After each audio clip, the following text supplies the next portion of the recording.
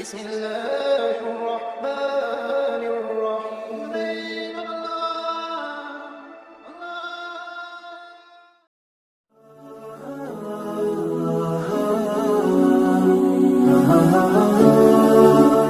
حضرت امام حسن رضی اللہ عنہ کی خلافت پر تبصرہ۔